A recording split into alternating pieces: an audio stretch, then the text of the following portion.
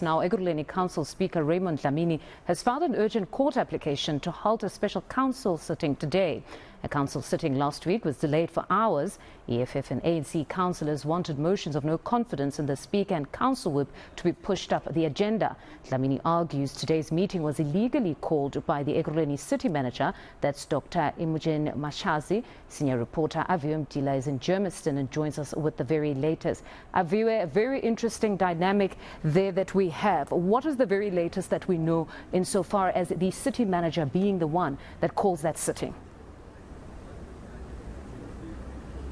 Good morning, Fundo. And you know that saying that says when the bulls fight, it's the grass that suffers the most. Well, we're seeing that play out in the city of Ekurhuleni, where we saw last week those bulls fighting it out inside council here. And the council ended up not doing the business of the day. Of course, we've seen many protests in the city of Ekurhuleni, among others, for waste collection, the water woes, the electricity woes. And you see that services actually not being delivered while all these political ramblings and political infightings, chopping and changing of the positions of mayor, the positions of speaker. Now, of course, one of those agendas was the motion of no confidence against the speaker, as well as the chief whip of the city. Just to get the latest then on what we can expect, as we hear, there is that urgent interdict made by the speaker so that council cannot sit, as it's expected to sit at around 10 a.m. this morning. I am joined by the head of communications for the city of Ekurhuleni. That's Pakamile Mbengasha. Thank you for joining us at eNCA.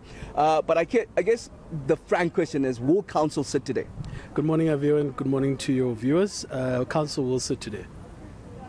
But there is that issue of that urgent application by the Speaker of Ekurhuleni. Where are we with that?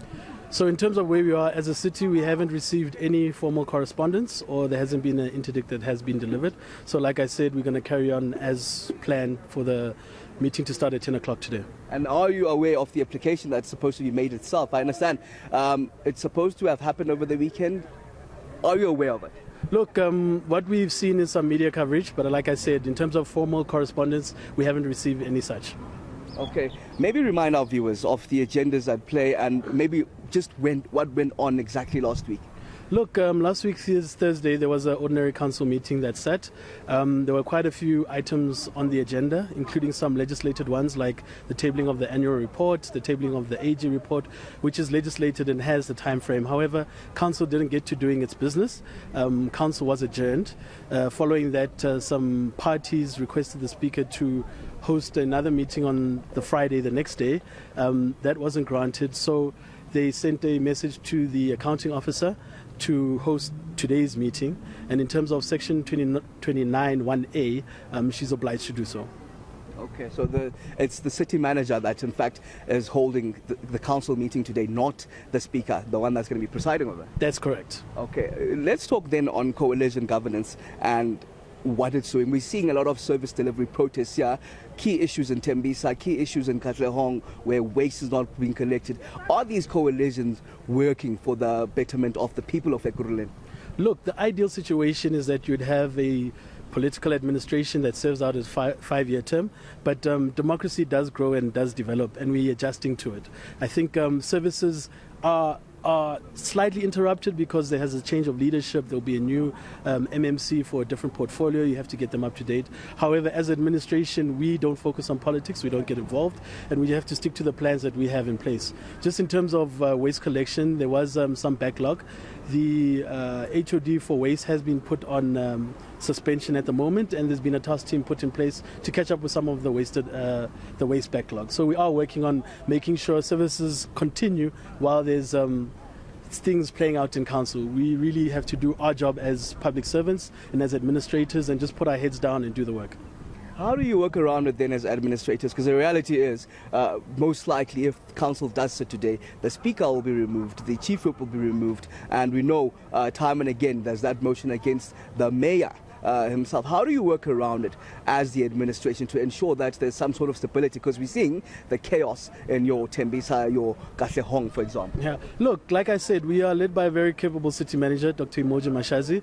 When there's new leadership that's appointed, as legislated, she will meet with that leadership, she will receive their strategic mandate, and she brings it down to the administration, to the heads of departments, and that gets implemented by us as administrators. It shouldn't affect our work, and it doesn't, because we have to do our job. We are not the politicians. We have a plan. It's our Growth and Development Strategy 2025. We have the IDP, which is generated from public participation, so we know what we have to do. Okay, and then we know city manager going to preside. Yeah, maybe lastly, should that application be heard in court today, will whatever happens here have a bearing today? Look, I don't want to act like a future teller, but I know that the meeting is going to happen. Should there be an interdict, we'll look at the interdict, we'll study it, and then we'll take it from there.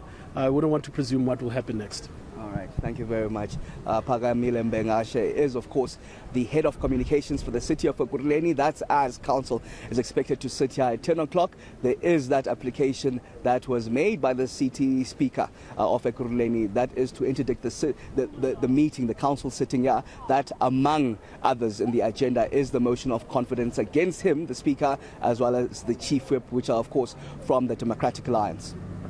Quite interesting listening to the speaker, the communicator there, the spokesperson, stating that the administrative function will not be disrupted in any way. They are fully capable. Whatever political developments happen in council have very little bearing on them doing their work. Quite interesting, because the passing of budgets would most certainly concern them. But he's really quite confident that there's very little disruption. But is that the truth, though? You're seeing what's playing out on the ground. We talk of, if you can go to Tembisa now, I'm sure waste is hardly collected there. Your Katlehong, there are issues of water. There's issues that actually play out as the advent of coalition governments came into play back in 2016. We've seen a lot of chopping and changing of who leads cities like Ekurhuleni, for example. We know the current mayor, Tanya Campbell, survived that motion just towards the end of last year. There is that 6-month period, but given what happens now, if the speaker is indeed removed via this motion of no confidence, the new speaker who's then elected can actually have the mandate and decide what happens to the future of the MEMA. Maybe they scrap away and ease off that 6-month period, or that's supposed to happen, and they can actually have a motion of no confidence against the mayor himself. So you see the politics and what happens with coalition governance and it playing out on the ground. Lack of service delivery, time and again those protests that we've seen time and again in your areas in Ekurhuleni, such as Tembisa, which have actually closed off roads, in fact causing chaos around the city.